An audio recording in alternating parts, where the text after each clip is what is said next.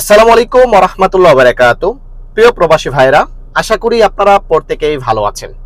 একটা কমন প্রশ্ন যে ভাই আমি সৌদি আরবে এসেছি, আমার ইকামা হয়নি, এখন এই মুহূর্তে আমি কখন ইকামা নাম্বারটি তুলতে পারবো বা কোন সময়টাতে আমার ইকামা নাম্বারটি তুললে আমার কোনো প্রবলেম হবে না। তো এই বিষয়টা নিয়ে কিন্তু অনেকেই প্রশ্ন করতেছে, বিশেষ করে যারা নতুন আসবে তাদের মনে তো এই প্রশ্নটা আছেই।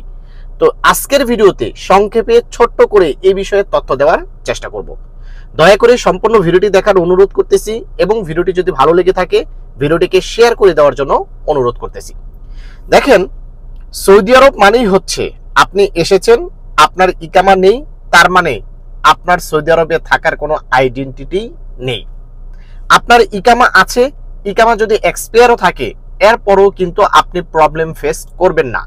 আর ইকামা থাকা মানে হচ্ছে আপনি নানা ক্ষেত্রে কিন্তু এই ইকামা নাম্বারটাকে ব্যবহার করে বিভিন্ন বেনিফিট কিন্তু নিতে পারবেন, যার কারণে কিন্তু আমাদের এই ইকামা নাম্বারটি অতি প্রয়োজনীয় একটি নাম্বার। এখন চলুন, ইকামা করার সিস্টেম হচ্ছে কি। আপনি সৌদি আরবে ঢুকেছেন, এট ফার্স্ট হচ্ছে আপনার ইন্স্যুরেন্স করতে হবে, আপনার মেডিকেল করতে হবে, এরপর যাওয়াজাতের ফি পেমেন্ট করতে হবে, আপনার ইকামা করার জন্য মক্তব আমেল ফি পেমেন্ট করতে হবে, তারপর আপনার ইকামাটা রিনিউ করতে পারবে বা নতুন যারা তাদের ইকামাটা বানাতে পারবে। এখন ধরেন আপনি এসেছেন, আপনার মেডিকেল করা হলো না, আপনার তামিন করা হলো না, আপনার যাওয়াজাত ফি ভরা হলো না, আপনার মক্তব আমেলের ফি ভরা হলো না, এক্ষেত্রে কিন্তু আপনার ইকামা বানানো যাবে না।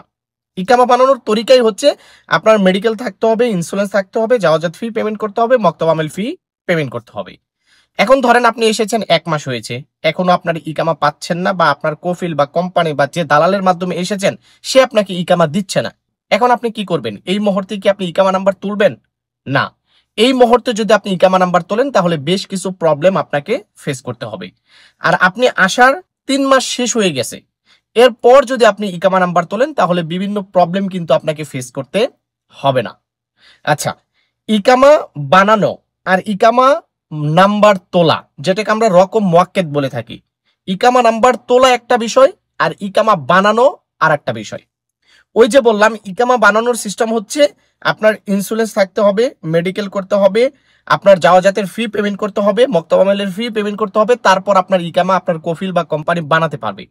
ওকে, এখন এই সকল কিছু পেমেন্ট না করে আপনার ইকামা নাম্বার তুলে দেওয়া, শুধুমাত্র একটা সিস্টেম আছে, ওই সিস্টেমে ইকামা নাম্বারটা তুলে দিবে, এটা কিন্তু আলাদা বিষয়।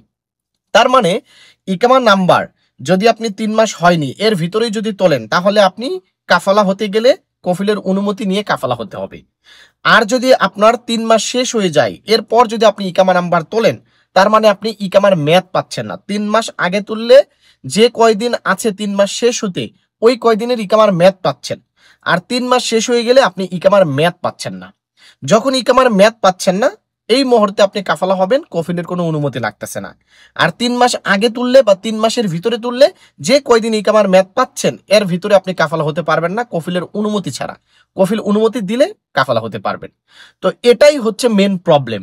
আরো একটা প্রবলেম হচ্ছে আপনি যখন রকম মুয়াক্কেদ কোনো মুয়াজ্জেব ধরে আপনি তুলবেন, অর্থাৎ ইকামা নাম্বারটি যখন আপনি কাউকে ধরে আপনি তুলবেন, অস্তা ধরে তুলবেন, তখন যদি 3 মাস আগে তুলেন খরচটা হবে বেশি, আর 3 মাস পরে তুললে খরচটা হবে কম।